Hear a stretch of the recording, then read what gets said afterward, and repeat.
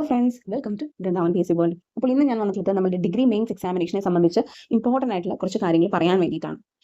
സ്വാഭാവികമായിട്ട് എന്താണ് നമുക്ക് ഉള്ളിലൊരു തോട്ട് ഉണ്ട്, ഇപ്പോൾ പ്രിലിംസ് കടക്കില്ലയോ എന്നുള്ളത്. അപ്പോൾ അത് വെച്ചിട്ട് മെയിൻസ് പഠിച്ചാൽ പോരെ, പഠിച്ചു തുടങ്ങിയാൽ പോരെ എന്നുള്ള ചിന്തയൊക്കെ ഉള്ളവരുണ്ടെങ്കിൽ ഞാൻ ഈ പറയുന്ന കാര്യങ്ങൾ ഒന്ന് ശ്രദ്ധിക്കണം. ഈ വീഡിയോയിൽ ഞാൻ ത്രൂ ഔട്ട് പറയുന്ന കാര്യങ്ങൾ നിങ്ങൾ എന്താണ് മാക്സിമം മനസ്സിലാക്കണം.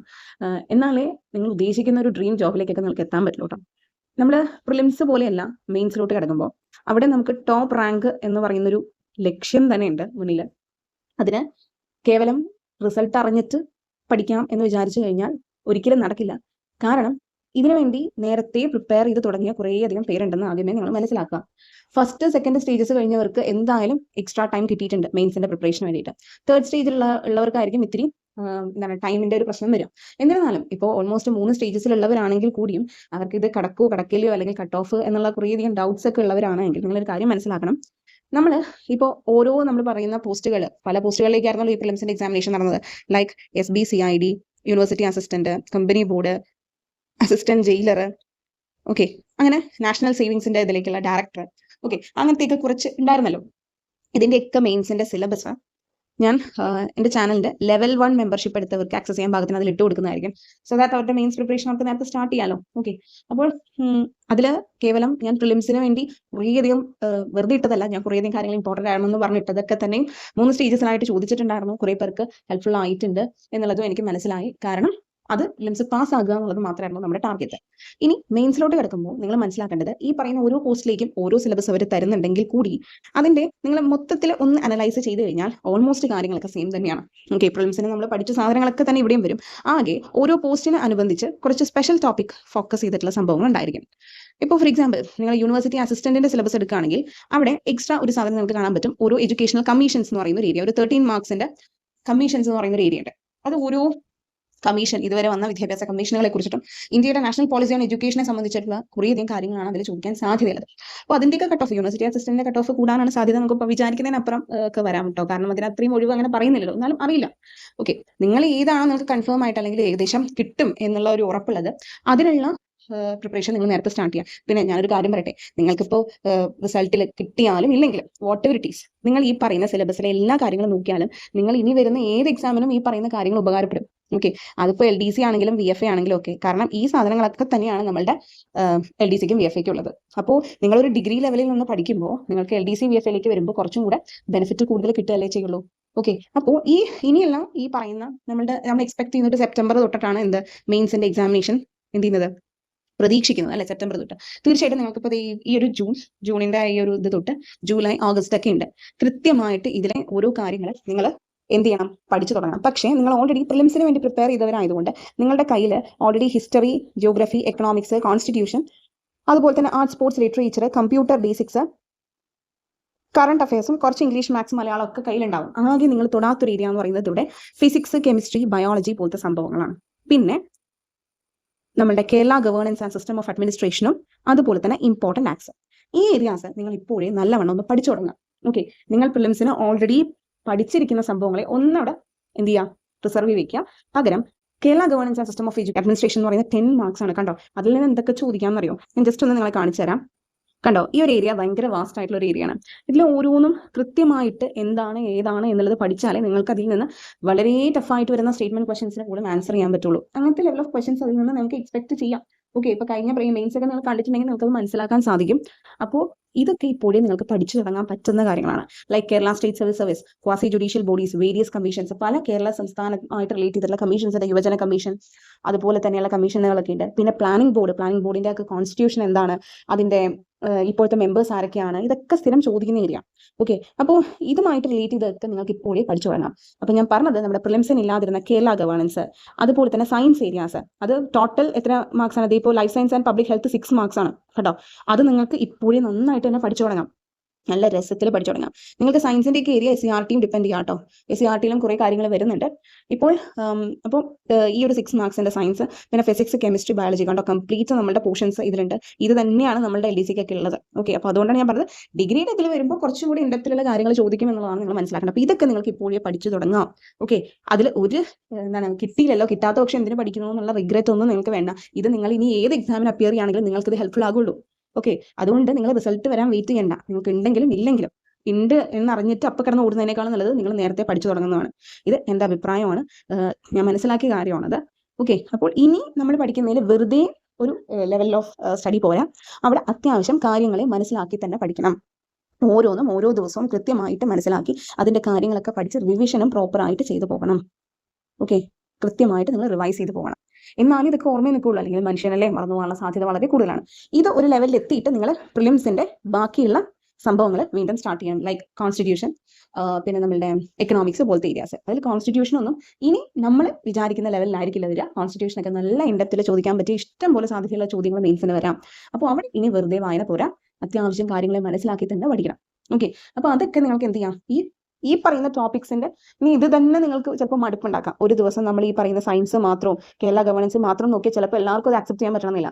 അപ്പോൾ എന്ത് ചെയ്യാം, നിങ്ങൾക്ക് ഇന്റർമിക്സ് ചെയ്ത് നോക്കാം. കേരള ഗവേണൻസിലെ ഒരു topic, then English, maths, Malayalam, ഇത് ഡെയിലി ഒന്ന് പ്രാക്ടീസ് ചെയ്യാം.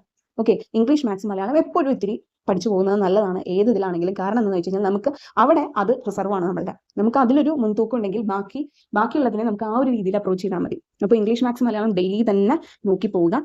പിന്നെ ഓക്കെ, അപ്പോൾ ഈ ഭാഗങ്ങളൊന്ന് സെറ്റാക്കുക ഡെയിലി. പിന്നെ ഇതിൽ നിന്ന് ഒരു സയൻസ് വിഷയം നിങ്ങൾക്ക് എടുക്കാം ഡെയിലി പഠിക്കുന്നതിൽ. പിന്നെ നമ്മൾ ശ്രദ്ധിക്കേണ്ടത് ഇതിൽ ആക്റ്റുകളുണ്ട്, ഇമ്പോർട്ടൻറ്റ് ആക്ട്സ് എന്ന് പറയുന്നതിൽ കുറേയധികം നിയമങ്ങളുണ്ട്. ആ നിയമങ്ങളുടെ എല്ലാ ഇൻ ഡീറ്റെയിൽഡ് ആയിട്ടുള്ള കാര്യങ്ങളും നിങ്ങൾ പഠിക്കണം. അപ്പോൾ ഒരു ദിവസം ഒരു ആക്ട് വെച്ച് നോക്കിയാൽ മതി. ഒരു ആക്ട് വെച്ച് നിങ്ങൾക്ക് പഠിച്ചുകൂടിയോ? പഠിക്കാം. അത് നിങ്ങൾക്ക് VFAക്കും ഉപകാരപ്പെടും. നിങ്ങൾക്ക് ഇപ്പോൾ പ്രിലിംസ് പാസ്സാകാൻ പറ്റിയിട്ടില്ലെങ്കിൽ കൂടി. ബട്ട് നമ്മൾ പോസിറ്റീവായിട്ട് ചിന്തിക്കാം, നമുക്ക് ഉണ്ട് എന്നുള്ള രീതിയിൽ, ഓക്കെ, പ്രിലിംസ് ഉണ്ട് എന്നുള്ള രീതിയിൽ തന്നെ പഠിക്കാം. ഇത് നിങ്ങൾക്ക് തീർച്ചയായിട്ടും ഹെൽപ്ഫുൾ ആകും. ആകെ ഞാൻ പറഞ്ഞ സ്പെഷ്യൽ പോസ്റ്റുകൾക്ക് ചിലപ്പോൾ ഒരു എക്സ്ട്രാ ടോപ്പിക് എന്നുള്ള രീതിയിൽ ഒരാൾ കയറി വരാൻ ചാൻസ് ഉണ്ട്. ഓക്കെ, ഒരാൾ കയറി വരും ഇത്ര മാർക്സിന് എന്ന് പറഞ്ഞാൽ. അപ്പോൾ അത് കുറച്ചും കൂടെ കഴിഞ്ഞിട്ട് വേണമെങ്കിൽ നിങ്ങളൊന്ന് സ്റ്റാർട്ട് ചെയ്താൽ മതി. ബാക്കി ഇത്രയും ഏരിയാസ് അപ്പോഴും നിങ്ങളുടെ കയ്യിൽ നിൽക്കില്ലേ? സ്പെഷ്യൽ ടോപ്പിക്സിന് കൂടി വന്നാൽ 13 അല്ലെങ്കിൽ 10 മാർക്ക് അത്രയേ വരുള്ളൂ. ഓക്കെ, 10 15 ഒക്കെ വരാം. അപ്പോൾ ബാക്കിയുള്ള നിങ്ങളുടെ കയ്യിൽ നിൽക്കില്ലേ എപ്പോഴും? ശരിയല്ലേ ഞാൻ പറഞ്ഞത്?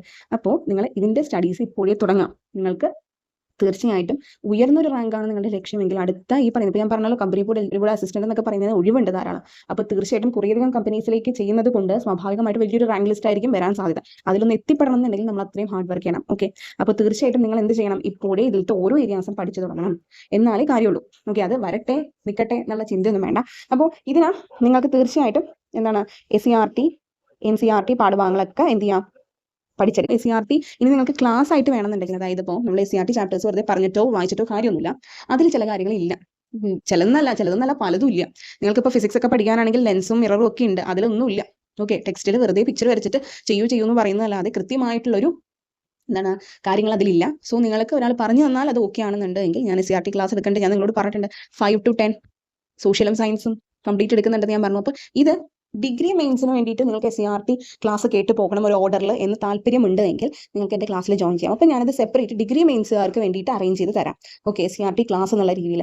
എന്തുകൊണ്ട് ഞാൻ SCERT ഇവിടെ കൂടുതൽ ഫോക്കസ് ചെയ്യുന്നു അലോങ് വിത്ത് NCERT എന്ന് പറയാൻ കാരണം, കഴിഞ്ഞ ഡിഗ്രി പ്രിലിംസിനും മെയിൻസിനും ഈ കഴിഞ്ഞ ഡിഗ്രി പ്രിലിംസിനും ഒക്കെ SCERT അതുപോലെ തന്നെ ചോദിച്ചു. ഓക്കെ, ദാറ്റ്സ് വൈ ഞാൻ നിങ്ങളോട് SCERT ഇമ്പോർട്ടൻസ് പറയുന്നത്. ഓക്കെ, അപ്പോൾ ഞാൻ എടുക്കുമ്പോൾ വെറുതെ ടെക്സ്റ്റ് വായിച്ചു വിടുന്ന സ്വഭാവം എനിക്കില്ല. ഞാൻ എക്സ്ട്രാ ഫാക്ട് പറഞ്ഞിട്ടേ ഞാൻ ക്ലാസ് എടുക്കും. അപ്പം ഞാൻ കൊടുക്കുന്ന ക്ലാസ്സുകൾക്ക് ഞാൻ എൻ്റെതായ ഒരു ഇൻപുട്ട് അല്ലെങ്കിൽ എന്താണ് ആ ഒരു എക്സ് ഫാക്ടർ ഇട്ടിരിക്കും. അല്ലാതെ നമുക്കിപ്പോൾ ഒരു ടെക്സ്റ്റ് കിട്ടിയാൽ വായിച്ചു നോക്കാൻ എല്ലാവർക്കും അറിയാം. പക്ഷേ എന്ത് നിങ്ങൾക്ക് എൻ്റെ നിന്ന് കിട്ടും എന്നുള്ളതാണ് ഞാൻ ചിന്തിക്കുന്നത്. സോ അതിനെ മാക്സിമം വേറെ റെഫർ ചെയ്തിട്ടാണ് ഞാൻ പറയുന്നത്. അതിൽ എക്സ്ട്രാ കുറേയധികം കാര്യങ്ങൾ പറയുന്നുണ്ട്. സോ നിങ്ങൾക്കൊരു ബേസിക് ലെവൽ കിട്ടാൻ, ബേസിക് ലെവൽ മാത്രമല്ല നിങ്ങൾക്ക് ഇനി അങ്ങോട്ടൊരു ഈ പറയുന്ന മേഖലകൾ, ഈ പറയുന്ന സബ്ജക്ട്സിലൊക്കെ അത്യാവശ്യം സയൻസ് ആണെങ്കിലും സോഷ്യലാണെങ്കിലും കുറച്ചധികം കാര്യങ്ങളൊന്നും മനസ്സിലാക്കിയെടുക്കാൻ SCERT നല്ലതാണ്. അതിനുശേഷം നിങ്ങൾ NCERT വായിച്ചാൽ നിങ്ങൾക്ക് കുറച്ചും കൂടി ബെറ്റർ ആയിട്ട് ഫീൽ ചെയ്യും. കാരണം NCERT ബേസ് ചെയ്തിട്ടുള്ള കുറച്ച് കാര്യങ്ങളും കുറച്ചും കൂടി ഡീപ്പർ ലെവലിലുള്ള കാര്യങ്ങൾ ഞാൻ SCERT ക്ലാസ്സിൽ പറഞ്ഞു പോകുന്നുണ്ട്. ഓക്കെ, അപ്പോൾ തീർച്ചയായിട്ടും നിങ്ങൾക്ക് അത് ഉപകാരപ്പെടും. പിന്നെ NCERT പാഠഭാഗങ്ങൾ ഞാൻ മാക്സിമം ഇടാൻ ശ്രമിക്കാട്ടോ. ഏറ്റവും ഇമ്പോർട്ടൻ്റ് ആയിട്ട് നിങ്ങളിപ്പോൾ ഇതൊക്കെ പഠിച്ചു തുടങ്ങുന്നതിൻ്റെ ഇടയ്ക്ക് NCERT കൂടെ റെഫർ ചെയ്യേണ്ട കുറച്ച് ഇമ്പോർട്ടൻറ്റ് ചാപ്റ്റേഴ്സ് ഞാൻ നോക്കട്ടെ. ഞാൻ ഈ പറയുന്ന ലെവൽ 1 മെമ്പർഷിപ്പ് എടുത്തവർക്ക് ഇടാൻ ഭാഗത്തിന് ഇട്ട് കൊടുക്കുന്നതായിരിക്കും. സോ ദാറ്റ് നിങ്ങൾക്ക് നേരത്തെ സ്റ്റഡീസും റിവിഷൻസും ഒക്കെ കഴിച്ച് സെറ്റ് ആയിട്ടിരിക്കാം. കാരണം ഞാൻ പറഞ്ഞു, ഇനി നമ്മളുടെ ലക്ഷ്യം റാങ്കാണ്. അവിടെ കോംപ്രമൈസ് ഇല്ല, അവിടെ ഹാർഡ് വർക്ക് മാത്രമേ ഉള്ളൂ. അവിടെ ട്രിക്സോ അല്ലെങ്കിൽ ലൂപ്പ് ഹോൾസോ ഒന്നും ഇല്ല. നമുക്ക് നമ്മുടെ ഭാഗത്തുനിന്ന് മാക്സിമം ചെയ്യാവുന്നതാണ്. ഇത്രയും കോണ്ടന്റ് കിടക്കുന്നത് കൊണ്ട് നിങ്ങൾക്ക് സ്വാഭാവികമായിട്ട് മറന്നു പോകാനുള്ള സാധ്യത കൂടുതലാണ്. അപ്പോൾ തീർച്ചയായിട്ടും നിങ്ങൾ മാക്സിമം നന്നായിട്ട് എന്ത് ചെയ്യണം, പ്രാക്ടീസ് ചെയ്യണം. ഓക്കെ, അപ്പോൾ മെയിൻസിന്റെ മാത്രം ക്വസ്റ്റ്യൻ പേപ്പേഴ്സ് ഞാൻ മാക്സിമം സെറ്റ് ചെയ്യാൻ ശ്രമിക്കാം. അതായത് ഈ പറയുന്ന ഓരോ എക്സാമിനനുബന്ധിച്ച് മെയിൻസിൻ്റെ ക്വസ്റ്റ്യൻ പേപ്പേഴ്സ് ഉണ്ട്. ഓക്കെ, അപ്പോൾ അത് ഞാൻ മാക്സിമം നോക്കട്ടെ. അങ്ങനെയാണെങ്കിൽ അത് ഞാൻ പറയാം. നിങ്ങൾക്ക് SCRT ക്ലാസ്സിൽ ജോയിൻ ചെയ്യണമെങ്കിൽ ഡിഗ്രി ഞാൻ പറഞ്ഞ മെയിൻസിന് വേണ്ടി മാത്രമായിട്ട് ഞാനത് അറേഞ്ച് ചെയ്യുന്നതായിരിക്കും. അങ്ങനെയാണെങ്കിൽ നിങ്ങൾക്ക് ഈ പറയുന്ന SCRTയിൽ നിന്ന് എന്ത് ചോദിച്ചാലും നിങ്ങൾക്ക് ഓക്കെ ആകും. ഓക്കെ, കാരണം ഞാനതിൽ എക്സ്ട്രാ കാര്യങ്ങളും പറയുന്നുണ്ട്. നിങ്ങൾക്ക് ഉറപ്പായിട്ടും ബെനിഫിഷ്യൽ ആയിരിക്കും എന്നുള്ളത് എനിക്ക് 100% ഉറപ്പുണ്ട്, കോൺഫിഡൻസ് ഉണ്ട്. അതുകൊണ്ട് തന്നെ പറയുന്നത് ഈ എക്സാമൊക്കെ പേപ്പേഴ്സൊക്കെ കണ്ടതുകൊണ്ട് തന്നെ പറയുന്നത് ടെക്സ്റ്റിൽ നിന്ന് അങ്ങനെ തന്നെ ചോദിച്ചിട്ടുണ്ട്, അനലൈസ് ചെയ്തിട്ട് തന്നെ ഞാൻ പറയുന്നത്. ഓക്കെ, അപ്പോൾ താല്പര്യമുള്ളവർ എൻ്റെ ടെലിഗ്രാം ചാനലായ വൃന്ദാവൻ PSC വേൾഡിൽ ജോയിൻ ചെയ്തിട്ട് എനിക്ക് ഡയറക്റ്റ് മെസ്സേജ് ചെയ്താൽ മതി. പക്ഷേ എന്നോട് പറയണം ഡിഗ്രി മെയിൻസിൻ്റെ SCRT ക്ലാസ് ആണ് കേട്ടോ, അത് മെൻഷൻ ചെയ്യണം. കാരണം 10th വെച്ചിട്ടും ചോദിക്കുന്നുണ്ട്. അപ്പോൾ എനിക്കത് തിരിച്ചറിയാൻ വേണ്ടിയിട്ടാണ്. പിന്നെ ഈ പറയുന്ന സിലബസ് കംപ്ലീറ്റ് ഞാൻ പറഞ്ഞല്ലോ നമ്മുടെ ചാനൽ മെമ്പേഴ്സിന് കൊടുക്കുന്നതായിരിക്കും. അപ്പോൾ എൻ്റെ ചാനലിൻ്റെ മെമ്പർഷിപ്പ് കിട്ടാൻ നിങ്ങൾക്ക് ഈ വീഡിയോൻ്റെ താഴെ മെമ്പർഷിപ്പ് ലിങ്ക് ഉണ്ട്. അതിൽ ലെവൽ 1, ഓക്കെ, ഡിസ്ക്രിപ്ഷൻ ബോക്സിൽ മെമ്പർഷിപ്പ് ലിങ്ക് ഉണ്ട്. അതിൽ ലെവൽ 1 എടുത്തു കഴിഞ്ഞാൽ നിങ്ങൾക്ക് എന്താണ് ചെയ്യേണ്ടതെന്നൊക്കെ അതിൽ കാണിച്ചു തരും. അതിനുശേഷം ഈ പറയുന്ന സിലബസ് ഓരോന്നിൻ്റെ സിലബസ് ഞാൻ അതിൽ ഇട്ടിട്ടുണ്ടായിരിക്കും. സോ നേരത്തെ തന്നെ സ്റ്റഡീസ് തുടങ്ങുക. അതിൽ നിങ്ങൾ തുടക്കത്തിൽ ഞാൻ പറഞ്ഞ പോലെ പ്രിലിംസിന് ഇല്ലാത്ത ഭാഗങ്ങളെ ആദ്യം തുടങ്ങി വയ്ക്കുക. Like Kerala governance, science, but നിങ്ങളുടെ ഇംഗ്ലീഷ്, മാത്സ്, മലയാളം തീർച്ചയായിട്ടും മുന്നോട്ട് കൊണ്ടുപോകണം.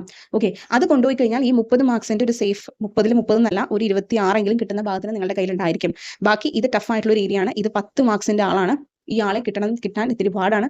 സോ അതിൽ അത്യാവശ്യം നമുക്ക് സ്കോർ ചെയ്യണം. പിന്നെ സയൻസ് ഏരിയാസും അത്യാവശ്യം മാർക്ക് ഉണ്ടല്ലേ, ഒരു 12 മാർക്സിൻ്റെ കാര്യമുണ്ട്. അതും നമുക്ക് അത്യാവശ്യം കയ്യിൽ വേണം. ഇനി ഇതിൻ്റെ കൂടെ കോൺസ്റ്റിറ്റ്യൂഷനും ഒക്കെ ഒന്ന് പഠിച്ചു തുടങ്ങുന്നതും ഇമ്പോർട്ടൻറ്റ് ആക്ട് എന്ന് പറയുന്ന സംഭവമൊക്കെ പഠിച്ചു തുടങ്ങുന്നത് നല്ലതാണ്. ഓക്കെ, പിന്നെ ഞാൻ പറഞ്ഞല്ലോ നിങ്ങൾക്ക് SCRT ഇതിൻ്റെ ഒപ്പം ചെയ്തു പോകാം.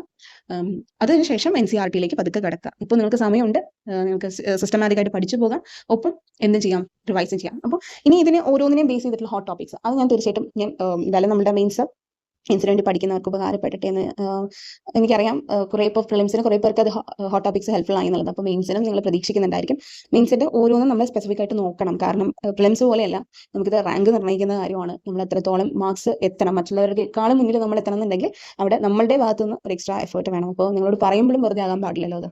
അപ്പോൾ കൃത്യമായിട്ട് നോക്കിയിട്ട് ഞാൻ അത് മാക്സിമം ഇടാൻ ശ്രമിക്കാം. പക്ഷേ ഒക്കെ ഞാൻ പറഞ്ഞല്ലോ ഈ ലെവൽ 1 മെമ്പർഷിപ്പ് എടുത്ത ആ ഒരു ഗ്രൂപ്പിലേക്ക് ഞാൻ ഇടാൻ സാധ്യതയുള്ളൂ കേട്ടോ. കാരണം അതാകുമ്പോൾ എനിക്ക് അതിൽ എല്ലാം ഇട്ട് കൊടുത്താൽ മതി. അത് കൺസേൺ ആയിട്ടുള്ള ആൾക്കാർ മാത്രമേ ഉള്ളൂ അതിൽ. ഓക്കെ, അപ്പോൾ ഓക്കെ, സോ ഇന്നത്തേക്ക് ഇത്രയേ ഉള്ളൂ. Thanks for watching. നെക്സ്റ്റ് വീഡിയോയിൽ കാണാം.